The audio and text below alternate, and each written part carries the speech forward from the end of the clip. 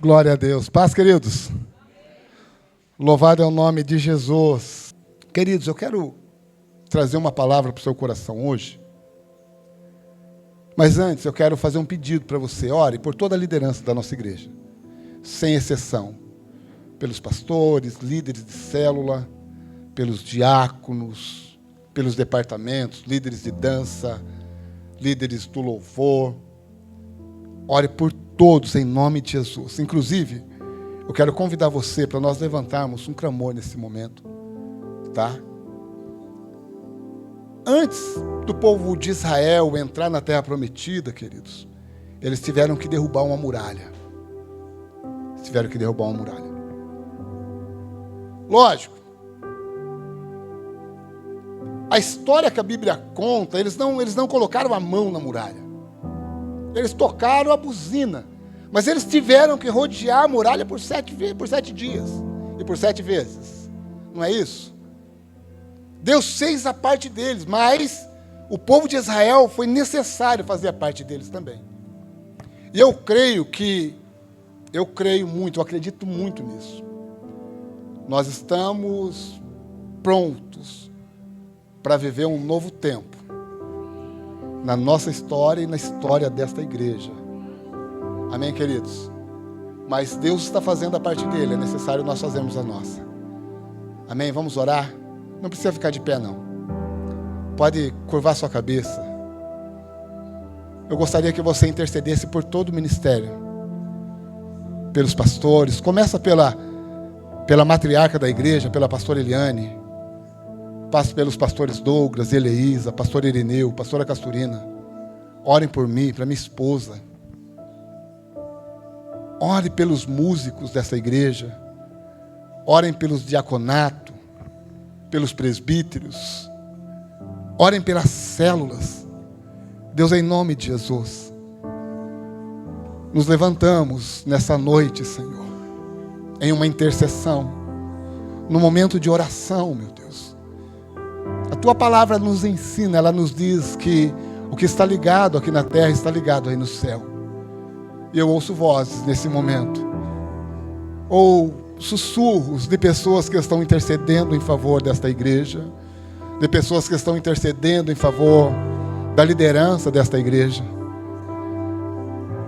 Senhor, isso quer dizer que estamos ligados na mesma fé, no mesmo Espírito.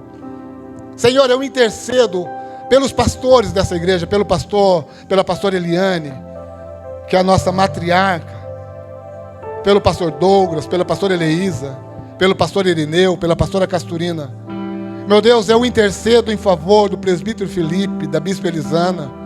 Meu Deus, pelos líderes de célula, pelo irmão Luiz, pela irmã Gilda, que serão futuros pastores dessa igreja. Meu Deus, eu intercedo em favor do ministério de música, de dança. Senhor, pelo ministério de jovens.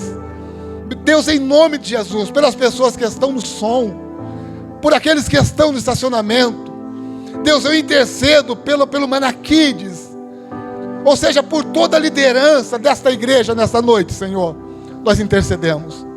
Entendemos, ó Deus, que nós estamos prontos, preparados, e existe da parte do Senhor um novo tempo para cada membro dessa igreja e também para esta igreja. E eu sei que o Senhor já fez a sua parte, agora nós queremos fazer a nossa. Senhor, em nome de Jesus, nos ajuda a vencer todas as barreiras, todas as dificuldades, todas as muralhas que se impõem diante de nós. Deus, em nome de Jesus, se manifesta nesse lugar, meu Deus, de uma forma extraordinária, de uma forma em que o Senhor nunca se manifestou. Deus, que haja cura em nossos cultos, cura, meu Deus, interna e externa. Meu Deus, que haja renovo nos nossos cultos, e acima de tudo, que haja salvação. Deus, em nome de Jesus, nós entregamos, ó Deus, esse momento de intercessão e de oração em Tuas mãos. E eu sei que o Senhor tem nos conduzido até aqui, e eu sei que o Senhor vai continuar nos conduzindo. Deus, em nome de Jesus, que as células voltem a batizar pessoas. Meu Deus, que o ministério de jovem volte a batizar pessoas. Deus, em nome de Jesus, que o ministério de música continue a crescer. Deus, em nome de Jesus, que o Senhor venha levantar pessoas em todas as áreas desta igreja, pessoas animadas, pessoas acesas, meu Deus, para fazer o seu plano se cumprir no meio de nós. Espírito Santo, conduza tudo é do Senhor, tudo pertence ao Senhor, nada que é nosso. Pai, em nome de Jesus, entregamos, ó Deus, a comunidade evangélica Maná em Tuas mãos. O Senhor, entregamos em Tuas mãos, porque nós somos a comunidade evangélica em Maná. Isso quer dizer, meu Deus, que estamos em Tuas mãos. Pai, em nome de Jesus Cristo, em nome de Jesus, digam amém. Graças a Deus. Queridos, eu quero falar hoje sobre promessas, maturidade para entender a promessa. Diga para o seu irmão, pergunta para ele, você tem maturidade para entender a promessa de Deus? Pergunta para o seu irmão, pergunta para ele se ele tem maturidade. Eu quero ler um texto com vocês, eu quero começar lendo um texto com vocês em Gálatas, capítulo 4. Em Gálatas, capítulo 4, verso 1. O apóstolo Paulo, ele vem nos orientar aqui, ele diz o seguinte: digo, pois, que todo o tempo que o herdeiro é menino, nada difere do servo, ainda que seja senhor de tudo ou dono de tudo, mas está debaixo de tutores e curadores, até o tempo determinado pelo Pai. O que o apóstolo Paulo está nos dizendo? O que o apóstolo Paulo está nos dizendo naquele texto? Nós vamos lá para Gênesis, capítulo 12. Mas qual que é a orientação do apóstolo Paulo? Ele está dizendo, olha, gente, enquanto vocês são meninos, enquanto vocês não têm maturidade, enquanto vocês não têm entendimento do que é uma herança, vocês são iguaizinhos servos, ou os empregados, que trabalham para vocês. Igualzinho. Porque enquanto vocês são criança, não têm maturidade, não tem por que você receber uma herança, ou uma promessa.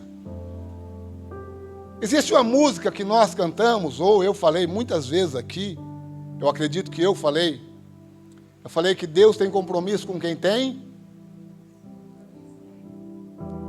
Gente, risca isso. Se você ouviu eu falar isso, risca isso da sua anotação lá. Pode riscar.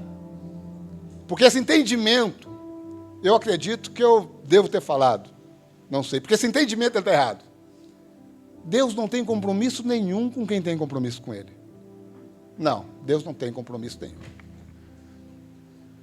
O compromisso de Deus é com a sua palavra. Eu vou explicar para você, porque se você se manter fiel, Deus continua fiel. E se você for infiel, Deus vai continuar fiel. Não é o meu compromisso com Deus que vai fazer Ele ser fiel. Se eu tiver compromisso, Ele vai ser fiel, e se eu não tiver, Ele continua sendo fiel. Porque Deus, Ele vela pela sua palavra.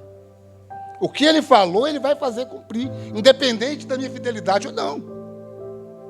Então, o que Ele falou, Ele vai fazer cumprir. Eu quero ler com você agora Gênesis, capítulo 12. Coloca lá para mim, filhão, Gênesis, capítulo 12. Nós estamos numa introdução. Na verdade, eu quero chegar em Juízes com vocês, tá?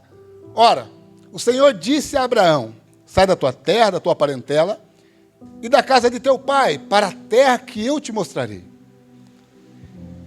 Far-te-ei uma grande nação, abençoar-te-ei, engrandecerei o teu nome, tu serás uma bênção. Abençoarei os que te abençoarem, e amaldiçoarei os que te amaldiçoarem. E em ti serão benditas todas as famílias da terra. Aí você me pergunta, então, pastor, é sinônimo de bênção. Aí você me pergunta, pastor, por que nem todas as famílias da terra são abençoadas? Mas voltamos no capítulo 1, já chegamos aí, no versículo 1. Primeiro Deus desafia Abraão. Abraão, sai da tua terra, da tua parentela. Aí o pai dele havia acabado de morrer, o Terá havia acabado de morrer, que Terá quer dizer aquele que atrasa. Vocês sabiam disso ou não? Terá quer dizer aquele que atrasa. E Terá havia acabado de morrer. Isso quer dizer que talvez ele estava atrapalhando Abraão, atrasando em alguma coisa. O pai de Abraão. Nós vamos chegar lá na frente, você vai entender que Terá, ele era muito idólatra, demais idólatra. E Deus faz um desafio para Abraão. Abraão, deixa aí a sua parentela e vai para um lugar que eu ainda vou te mostrar. Você não sabe aonde.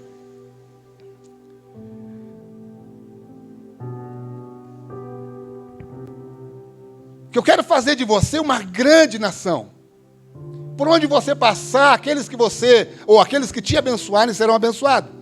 Mas aqueles que te amaldiçoarem serão amaldiçoados. E você, Abraão, você será uma bênção. Queridos, a maioria de nós procuramos a bênção na vida dos líderes, dos pastores, do discipulador, não é verdade? Do diácono, do obreiro, do missionário. Deus disse para Abraão o seguinte: Abraão, você vai ser a bênção. Luiz, Deus diz assim, você vai ser a bênção. Não adianta nós esperarmos que pessoas se levantem para abençoar pessoas. Deus está dizendo, você precisa ser a resposta para pessoas. Você vai ser a bênção. E Deus disse assim, e depois que você for a bênção, em ti será bendita todas as famílias. Aí que nós entramos na questão da promessa. Porque a promessa que Deus fez, Ele não fez para a minha casa, Ele não fez para a minha família. Mas Ele fez para Abraão. Ele fez para Abraão. Eu já ouvi alguém dizer o seguinte, tem 366 promessas na Bíblia para mim. Não, tem 366 promessas que Deus fez a Abraão. E aos filhos de Israel. Só que eu sou descendente de Abraão, e eu sou filho, e ele é meu pai na fé. E o filho, ele é herdeiro, entendeu, queridos? E é por isso que eu disse, lá em Gálatas, o apóstolo Paulo dizendo, se o herdeiro for criança ou for imaturo, não adianta. Ele é igualzinho servo ou funcionário, que trabalha para a família dele. Porque para receber a herança ou a promessa, você precisa ter uma maturidade. Sim ou não? Há quem diga, eu não sei, eu nunca fiz esse tipo de estudo. Mas há quem diga, queridos, que aqueles que não conquistam, recebem uma herança. Estava falando com o Felipe ontem, o Fabiano também trabalha na Zenf, né? A história da Zenf é legal, é só herdeiro. E os caras hoje nada em dinheiro. Só que os caras são herdeiros, porque a Zenf tem 120 anos, né? 130? Só herdeiro. Mas há quem diga que quem não constrói, ele destrói. É mais fácil destruir do que construir. Né? Mais fácil destruir do que construir. Essa história da Zenf é uma história legal.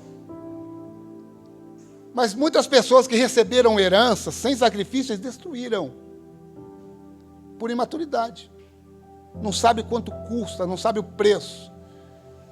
De acordar, no caso da Zenf, acordar cedo para fazer o pãozinho, né? Que o cara era padeiro. Começou com a padaria. Né? Depois com uma franquia de supermercado, né? Secos e molhados. Depois que apareceu a franquia do Mercadão. Enfim. Eles foram dando continuidade e hoje eles estão muito bem. Mas não é o caso. O que eu quero dizer é que quando nós não construímos, é muito mais fácil destruir. Agora, quando construímos, ou quando estamos maduros, no caso deles é que eles estavam maduros para receber a herança. Se eu hoje fosse um empresário, eu estaria viajando e quem estaria trabalhando no meu lugar era o Lucas. Verdade. Porque quando ele recebesse, ele já estava maduro para conduzir. Sim ou não? Eu não posso deixar ele viajar e eu ficar me ralando, queridos. Mas de jeito nenhum. Porque quando eu passar para ele, ele vai destruir tudo. O apóstolo Paulo está dizendo isso. Ele está dizendo, Enquanto vocês não tiverem maturidade e entendimento para compreender a promessa que foi feita sobre vocês, vocês vão ser como qualquer um. Ou como uma criança imatura, ou como um funcionário que não entende, que não tem parte da herança. Alguém pergunta para mim, pastor, eu oro tanto em favor da minha casa, em favor dos meus filhos, e eu não sei o que acontece. Imaturidade.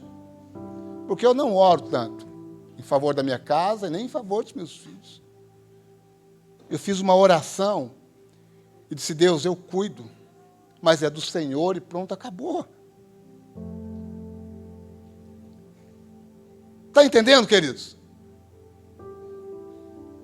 É do Senhor, é de Deus. Eu tenho, lógico, a responsabilidade de cuidar, tenho, mas é de Deus.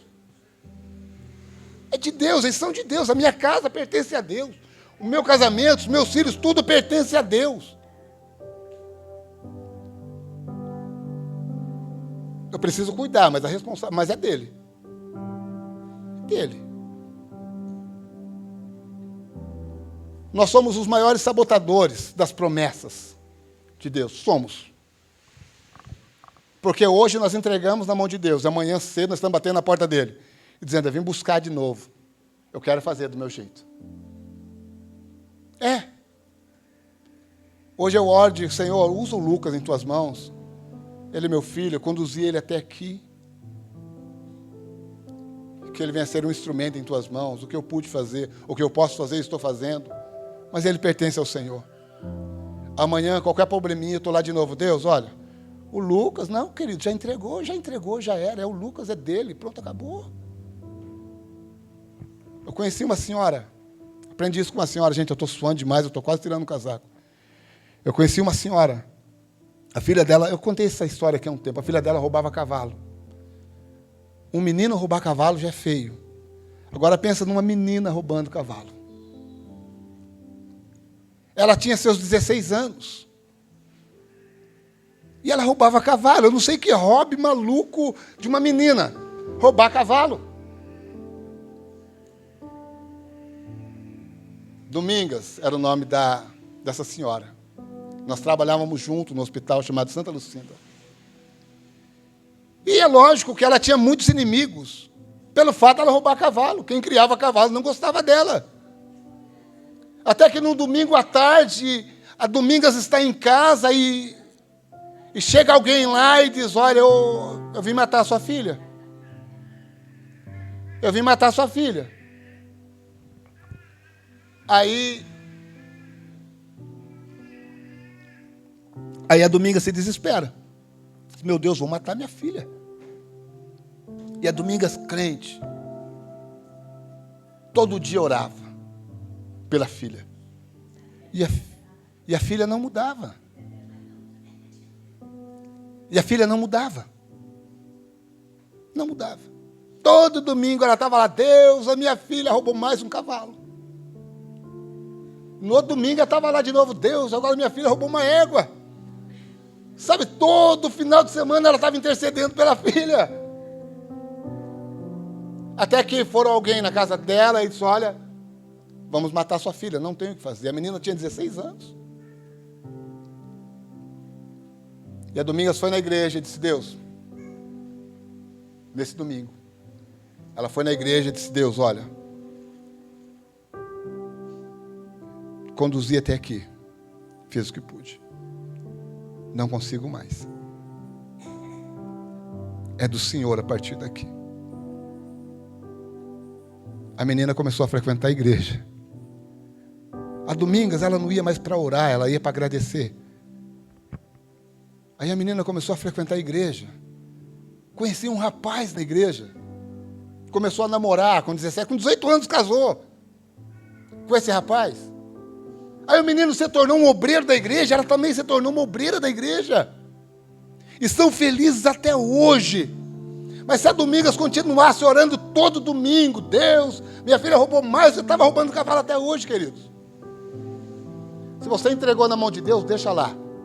Deixa Deus fazer. Não sabote a sua bênção, querido, a sua promessa, não.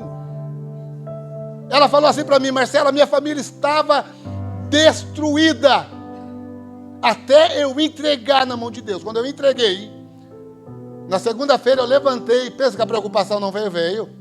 Veio. A preocupação veio. Mas eu disse, está na mão de Deus. Agora eu só vou agradecer.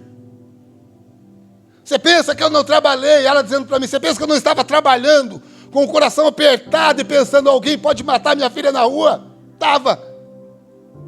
O meu coração estava sangrando, mas eu tinha entregado na mão de Deus, queridos. Ela disse para mim, e Deus fez a obra. Nós sabotamos as nossas bênçãos. A promessa está aí, mas somos imaturos. Nós entregamos na mão de Deus, ó, Senhor, hoje eu tomo posse dessa palavra. O Senhor prometeu a Abraão que nele seria bendita todas as famílias na terra, e a minha família está incluído nisso, mas amanhã eu estou intercedendo pela minha família de novo. Ou seja, eu entreguei na mão de Deus, e amanhã eu estou lá tirando. Depois da manhã eu tiro de novo. Aí depois eu tiro de novo. Eu entrego, Deus está aqui. Depois, não, daqui que eu vou fazer do meu jeito. Somos sabotadores. Você entregou, deixa lá. Deus sabe o que Ele vai fazer. Amém, queridos? Glórias a Deus. No livro de... Eu falei para vocês que eu quero acabar em Juízes nessa ministração. Quero terminar em Juízes. Vamos ver se a gente consegue. No livro de Josué, capítulo 23 e 24, não precisa colocar. Josué reúne o povo. Eu vou até colocar aqui, que eu fiz algumas marcações aqui. O Lucas ficou bravo porque eu risquei a minha Bíblia. Mas eu fiz algumas marcações. É interessante que Josué ele reúne o povo. E ele lembra de Abraão e de Terá. E ele fala dos deuses que Terá servia antes do rio. Josué ele é bem estratégico. Josué, ele está, capítulo 23, a Bíblia diz que ele está bem velho, né? E doente. Então ele reúne o povo e começa, ele é bem estratégico, ele começa a falar de tudo que Deus fez, né? Eu conheci um pastor que falou assim para mim, pastor, quando você vai chamar a atenção de alguém, primeiro você chama ele para tomar uma Coca-Cola. Aí toma Coca-Cola, se não toma Coca-Cola, chama para tomar um café, paga um salgado para ele, sei lá, dá um chocolate. Aí depois que ele estiver bem animado, aí você chega o rei. Pastor, não, foi o pastor que falou, né, isso para mim. Aí você chega o rei, né? E, se você prestar atenção, foi isso que Josué fez. Só que não dessa forma. Primeiro ele começa a trazer à memória do povo tudo que Deus fez. No capítulo 23, ele começa a trazer à memória tudo que Deus fez. E ele diz uma palavra para o povo de Israel, e ele diz assim, ó, um homem de vocês, 23:10, ele falou, um homem de Israel pode com 1000, pode derrotar 1000 homens. Nenhuma nação até aqui, em que vocês encontraram no caminho, eles puderam ficar diante de vocês, porque Deus derrotou todos por vocês. Josué falando. E Josué entra no capítulo 24, ou seja, ainda no capítulo 23, ele vai dando uma orientação e ele começa a falar dos deuses de Terá. Aqui eles já estão assentados, já ocuparam as terras que Deus havia prometido, porém, tem um problema aí. Você vai perceber que não era só eles que ocupavam a terra. Havia povos estranhos que moravam na terra, que era a promessa de Deus para a vida deles. Deus prometeu para Abraão, não prometeu? Lá, quando Deus chama Abraão para sair da tenda, Deus mostra a terra, diz, olha, tudo isso aqui vai ser da sua descendência e tal. Só que agora eles estão na terra, eles ocuparam a terra. Coloca para mim 23:12 de Josué. Agora eles estão na terra, porém eles não estão sozinhos. É uma promessa de Deus, feita para Abraão, para que o povo herdasse a terra, porém, eles estão na terra, eles não estão sozinhos. Porque se de algum modo vós desviardes, vós apegardes ao restante dessas nações, que ainda ficou entre vós, e com ela vos aparentardes, e a elas entrardes, ou ela a vós. Só mais um versículo, filho.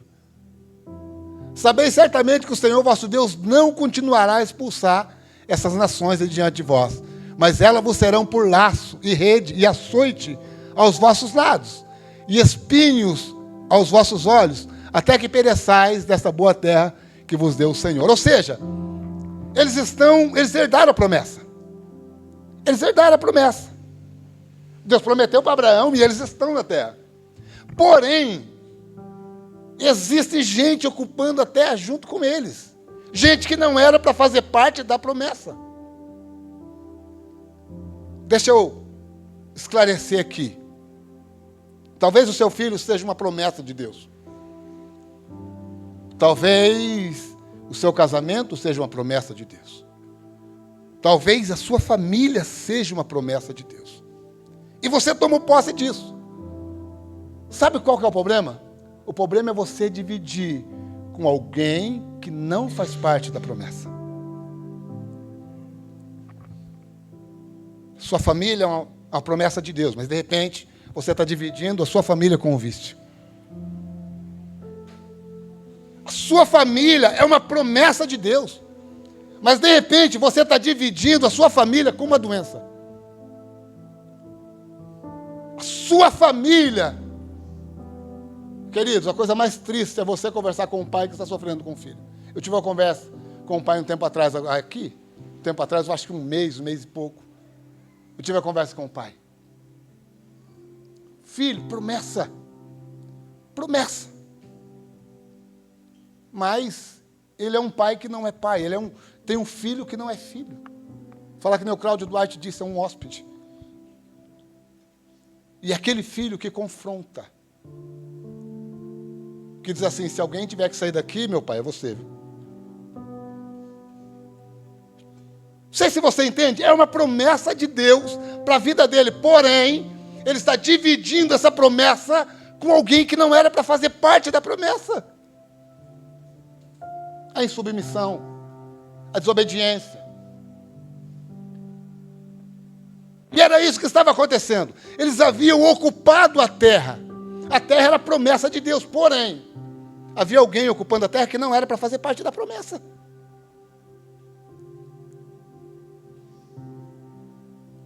Que não era para fazer parte da promessa.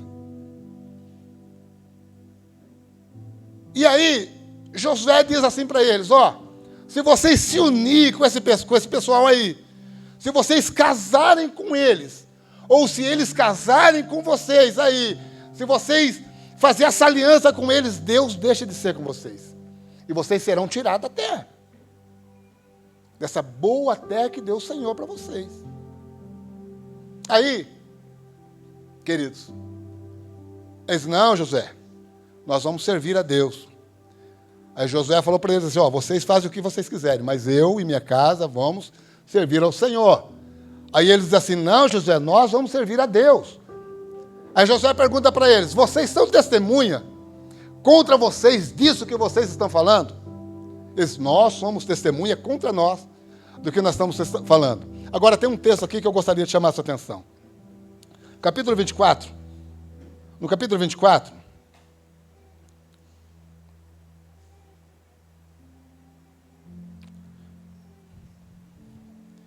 verso 27, 24 e 27. Eu gostaria que você prestasse atenção nesse texto. E disse o Josué, o povo era testemunha contra eles. Agora aqui, se você estivesse lá no meio do povo, você ia falar, Josué enlouqueceu. Esse cara é maluco. Esse cara é doente. Esse cara não bate bem. E disse Josué a todo o povo, eis que esta pedra nos será por testemunho, pois ela ouviu. A pedra ouviu todas as palavras que o Senhor tem falado, e também será testemunho contra vós, para que não minta o vosso Deus. Se você estivesse lá, quando Josué pegou a pedra debaixo do carvalho, o que era o carvalho? O carvalho para eles era uma árvore sagrada, onde eles faziam os rituais e cultos. Josué pegou a pedra e levou para debaixo do carvalho, e colocou ali e disse: essa pedra ouviu tudo o que Deus falou nesse lugar e vocês concordaram. Aí se você estivesse lá, você ia falar assim: Josué pirou. Desde quando uma pedra ouve? E ele disse assim: essa pedra é testemunha contra vocês, para que vocês não mintam ao vosso Deus. Não é isso que está escrito, gente? Mas 1 Coríntios, capítulo 10, verso 4. Se você não prestar atenção no detalhe, querido. 1 Coríntios, capítulo 10, verso 4. Para nós, por favor. Presta atenção no detalhe. E beberam todos de uma mesma bebida espiritual. Porque bebiam da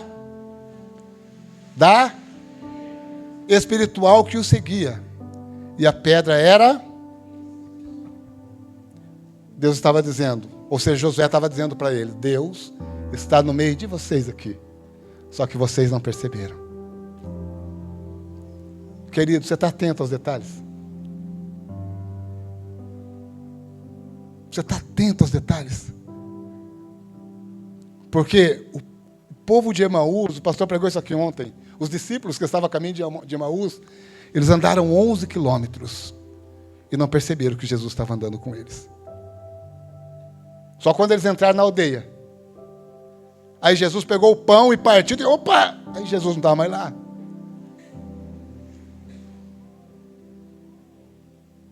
Se você não prestar atenção nos detalhes, você perde a bênção.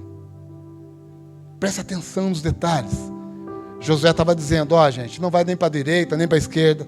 Sabe os deuses lá diante do rio, então tira do meio de vocês. Essa pedra aqui, ele está dizendo: Deus está aqui. Ela é testemunha do que estamos conversando, é porque ela ouviu. Ela ouviu e é testemunha. Ele está dizendo: ó, Deus está aqui no meio de nós, e vocês ainda não perceberam. Posso ouvir um glória a Deus? Você já percebeu? Você quer ver aonde Jesus está? Olhe do lado, tem alguém? Olha do lado, tem alguém aí? Você perdeu a oportunidade de dar um glória a Deus agora. Você perdeu a oportunidade de dar um glória a Deus. Louvado é o nome de Jesus. Mas vamos lá. Aí Josué morre, ele dá esse conselho: pega a pedra e morre. E coloca lá e ele morre. Nós estamos falando sobre promessa, nós vamos voltar na promessa. Calma. E ele morre. Foi sepultado. E o povo agora ficou sem um líder. No capítulo 1 de Juízes, a Bíblia diz que eles vão até Deus. Eu não sei de que forma, se são os anciões, ou se eles têm algum representante, eu não sei, mas eles vão, de alguma forma eles vão até Deus. E eles perguntam para Deus: Senhor, quem vai, deixa eu lembrar aqui o nome do inimigo, quem vai lutar contra os cananeus? Aí Deus diz assim para ele: Judá. Pode mandar Judá, que eu vou entregar o inimigo agora para ajudar. Eles vão vencer essa batalha.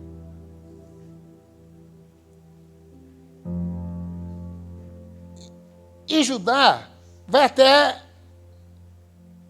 a tribo de Simeão. E diz para Simeão: ó, se vocês subirem comigo nessa batalha, a hora que vocês for batalhar, eu vou com vocês. E a Bíblia diz que eles sobem. E a Bíblia diz que eles pelejam contra os cananeus e os fariseus. Os fariseus, não é os fariseus. E eles derrotam os cananeus e os fariseus. E eles tinham um rei chamado Adonibezeque. E Adonibezeque foge para uma cidade chamada Bezeque, que tinha o nome dele. Ele era pouco orgulhoso, né, cara? Meu nome é Adonibezeque, eu vou dar o nome da cidade de Bezeque, né? pouco orgulhoso, pouco... E eles entram na cidade e encontram Adonibezeque. E a primeira coisa que o povo de Israel, o exército de Israel faz com Adonibezeque é cortar os polegares e os dedão do pé. E antes dele morrer, ele disse o seguinte: 70... Vamos ler, eu vou ler com vocês agora. Isso é importante. Primeira Juízes, capítulo 1, verso 7. Isso é importante você ler.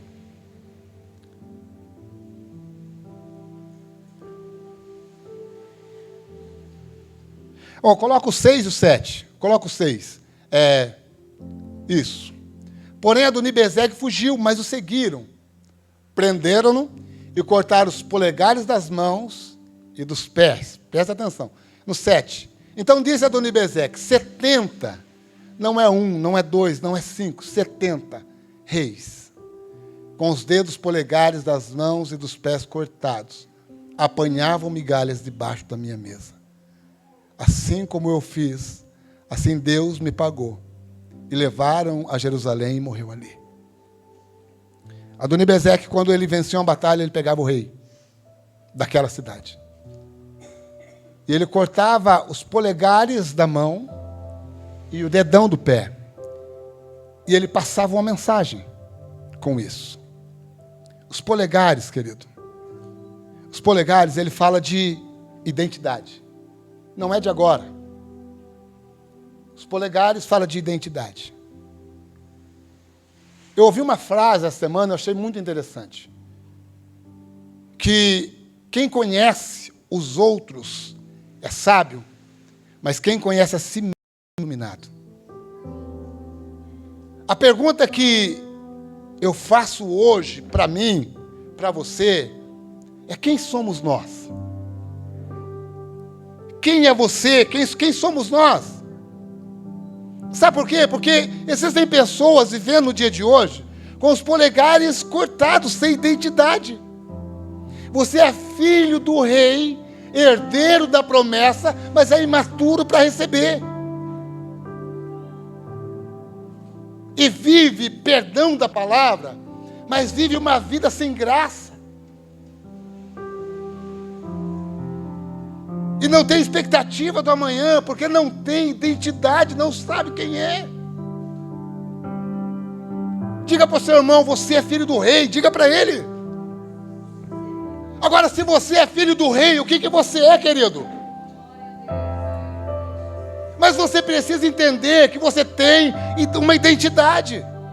O inimigo não pode cortar os seus polegares. Qual era a segunda mensagem que ele passava?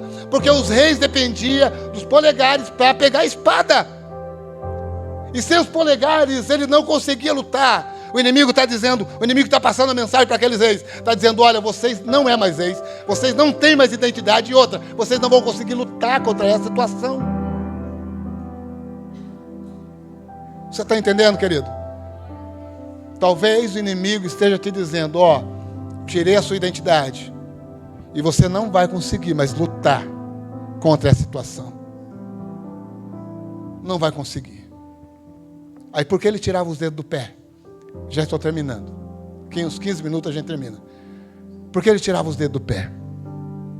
Porque com os dedos do pé ele não conseguia mais ter arranque na sua caminhada.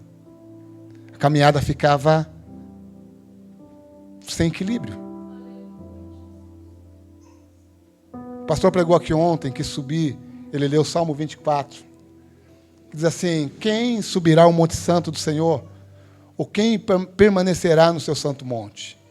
Porque subir não é tão difícil, difícil é ficar lá, permanecer. O nosso problema é que nós fazemos da nossa vida uma gangorra, né? Hoje nós estamos em cima, amanhã nós estamos embaixo, depois da manhã nós estamos em cima, depois nós estamos embaixo, e assim vai indo. Aqui, Adonibezeque estava passando a mensagem para os reis: vocês não têm identidade, vocês não sabem nem quem vocês são, vocês não vão conseguir mais lutar contra essa situação. vocês não vão conseguir ter arranque mais na sua vida. Vocês vão ficar estagnados. É tão certo que eles foram comer migalhas debaixo da mesa. Reis comendo migalha debaixo da mesa. Querido, deixa eu fazer uma pergunta para você. Se você é príncipe e princesa do Senhor, é que eu acredito muito nisso, como que você está vivendo? Como que você está vivendo? Você está vivendo como príncipe, como princesa? Ou não? Ou você está comendo migalhas? E aí, queridos? Um pouquinho mais para frente, para nós avançarmos. Como eu disse, Josué já havia distribuído as terras antes de morrer.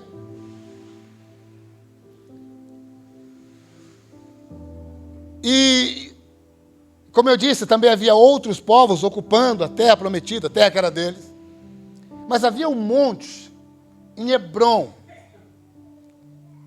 Gênesis 25, por favor. Havia um monte. Eu quero mostrar para você, eu quero falar quem estava enterrado lá. E aí nós oramos. Então Abraão tomou outra mulher, e o seu nome era Quetura. Vamos lá. E deu-lhe à luz a Zinrã. Ó, gente, tem mulher grávida aí na igreja? Nomes para os filhos: Joquizã, Medã, Midian, Gisbaque, Suá. Gente, é difícil de ler. E Joquizã gerou Sebá e Dedã, e os filhos de Dedã foram Assurim, Letusim, Leumim. E os filhos de Midian foram Efá, Éfer, Enoque, Abida e, porém, mais um, vai no 6. Vai no 6. Mas os filhos da concubina que Abraão tinha, deu a Abraão os presentes, e vivendo ele ainda despediu o dos seus filhos Isaque, enviando-os ao Oriente do Oriente para a terra oriental. Esses, pois, são os dias de vida de Abraão, que viveu 175 anos. E Abraão expirou, morrendo de boa velhice, farto de dias, e foi congregado ao seu povo. E Isaque e Ismael, seus filhos, sepultaram em Macpela, no campo de Efron, filho de Zoar Eteu, que estava em frente de Manre. O campo que Abraão comprou aos filhos de Et, ali está sepultado Abraão e Sara, sua mulher. Bom, enfim, aonde Abraão foi sepultado? Abraão foi sepultado em Hebrom. Essa tradução, ela não vai dizer isso. Só muda o nome, mas o lugar é o mesmo. Abraão foi sepultado em Hebrom. Preste atenção nisso aqui. E o que aconteceu, queridos? Eles já haviam distribuído as terras. E Caleb tinha uma filha por nome de Axa. E Caleb fez um desafio. Ele falou, existem gente morando nas montanhas de Hebrom, os filisteus. Homens grandes, valentes, de guerra. Aí ele disse o seguinte: quem expulsar esses homens das montanhas de Hebrom, além da terra, eu vou dar minha filha Axa para ele casar. Aí tinha um menino chamado Otaniel. E ele pulou na frente de todo mundo, diz, não, eu vou lá, eu vou acabar com essa galera que está morando lá, em Hebrom. E ele foi. Detalhe, a promessa foi feita a quem, queridos? Eu comecei dizendo que Deus não tem compromisso conosco, mas Ele tem compromisso com a sua palavra. E a promessa foi feita a Abraão, e nós somos herdeiros da promessa que foi feita a Abraão. E Abraão morreu e foi sepultado em Hebrom. Esses camaradas agora estavam morando em Hebrom, pisando em cima do túmulo de Abraão. E Satanás estava passando a mensagem. Ele estava dizendo assim, não só para o povo daquela época, mas para você que está aqui hoje. Ele está dizendo, sabe a promessa que Deus fez para Abraão? E que vocês são herdeiros dela? Eu estou pisando em cima dela. Era essa a mensagem que o inimigo estava passando. Mas, graças a Deus, tinha o Otoniel, que é resgatador de promessas, querido. O camarada que não se intimida com o tamanho do gigante ou do valente. Ele é resgatador de promessa. Aí ele disse, não, eu vou. Eu vou e derroto esses caras, eu arrebento todo mundo, eu tiro todo mundo de lá. Porque a promessa ela não diz respeito ao Marcelo. Ela diz respeito à minha família e o que vem depois de mim. As gerações que vêm depois de mim. A promessa que Deus fez a Abraão, que você precisa resgatar hoje, ela não diz respeito a você, querido, mas ela diz respeito à sua família, aqueles que vêm depois de você. Resumindo, quem Deus está procurando nessa noite? Homens e mulheres valentes que são resgatadores de promessa. Pessoas que olham para o monte, quem está morando lá, Filisteu, isso aí, boquinha para mim. Fácil. Fácil, fácil. Ele foi para Hebrom. Derrotou os camaradas que estavam lá, os cananeus. Que estavam lá. E depois que ele derrotou os camaradas que estavam lá, a filha de Axa, né? Ela se sentiu poderosa e voltou a Caleb e disse, Caleb, pai, você me deu as bênçãos inferiores, as fontes inferiores. Mas agora eu quero as superiores. A Bíblia diz que Caleb deu a ela tantas inferiores quanto as superiores. Amém, queridos? Vamos ficar de pé? Vamos ficar de pé?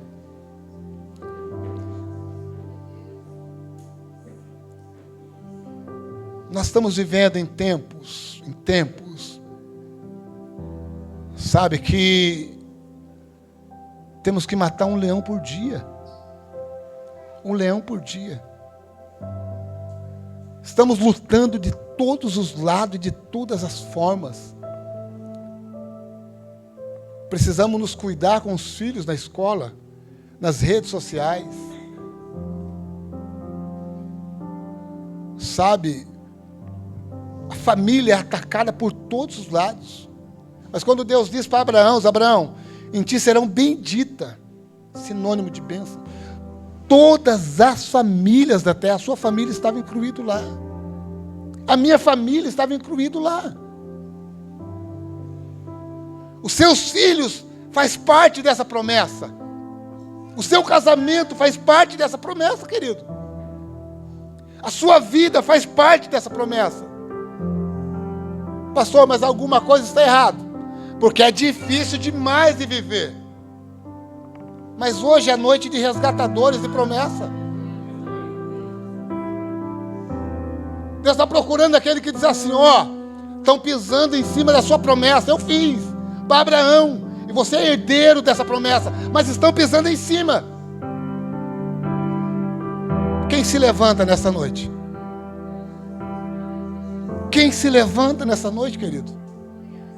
Quem vai dizer, não, eu estou aqui, eu vou arrebentar essa galera. A promessa é minha. Eu nasci para viver isso. Quem se levanta, feche os teus olhos. Feche os teus olhos, por favor. Oh, aleluia. Aleluia, aleluia. Oh, aleluia. Glória a Deus. Glória a Deus. Quem sabe, querido, você está dividindo a promessa de Deus com alguém.